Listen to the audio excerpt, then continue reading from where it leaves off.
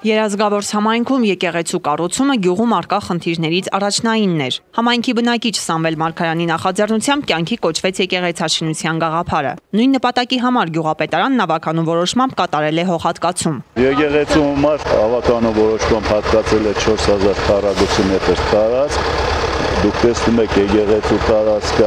այս բոլոր եկեղեցու տարածքն է, նախաձեռնեց Սամվել Մարգարյանը, բայց ավարտելու է գյուղը։ Ուխտեցիմ ծննդավայր Երազգավորսում,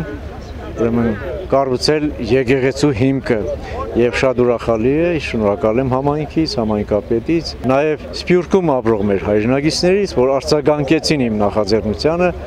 եւ բոլորը ցանկություն են հայտնել աջակցել եկեղեցու կառուցման գործում։ Միքայել եպիսկոպոս Աջապայանի ձեռամբ 16 հիմնաքարերը ջրով ու գինով լվացվելուց ու Սուրբ Միրոնով ոցվելուց հետո տեղ գտան եկեղեցու հիմքի տարբեր հատվածներում։ Հիմնաքարերը, ինչպես գիտեք, 12 առաքյալներն են, երկու ավետարանիչները, որոնք առաքյալ չեն եղել, Մարկոս Ղուկասյան անունով եւ մեր Գրիգոր Լուսավորչի եւ Պողոս առաքյալի, 13-րդ առաքյալ, այսինքն ընդհանուր 16 այս սուրբերի հիմքի վրա է կառուցում եկեղեցին, որը շատ մեծ խորհուրդ ունի։ Երազգավորս մեծ գյուղին հարմար մեծ եկեղեցի է լինելու, ոչ թե փոքր մատուր, ոչ թե ինչ-որ մի բուդկա, այլ եկեղեցի։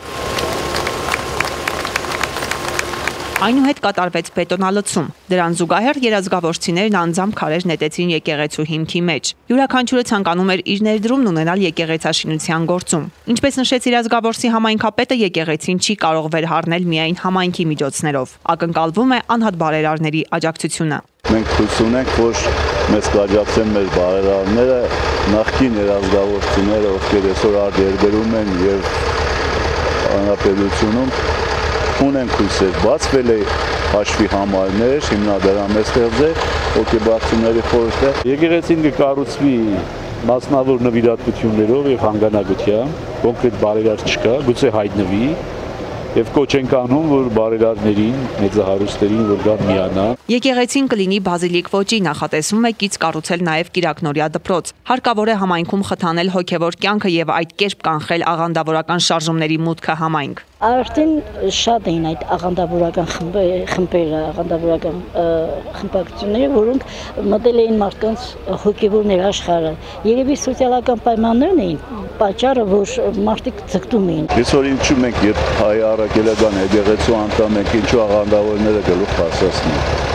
Սա շատ մեծ շարժառիթ է դրանց դեմ առնելու համար։ Երազգավորս համայնքում եկեղեցաշինության մեկնարկը տրված է, թե երբ հոգևոր տաճարը վերջնական տեսքով կհանձնվի գյուղաբնակներին դեռ հայտնի չէ։ Ըստ թեմի առաջնորդի հարկավոր չէ շտապողականություն դրսևորել եկեղեցուշին աշխատանքներն արագավարտին հասցնելու հարցում։ Փոխարենը ֆինանսական ներդրում կատարելն աստվածահաճո գործ կհամարվի։ Ալա Բաղդասարյան, Արթուր Մարգարյան, այսօր։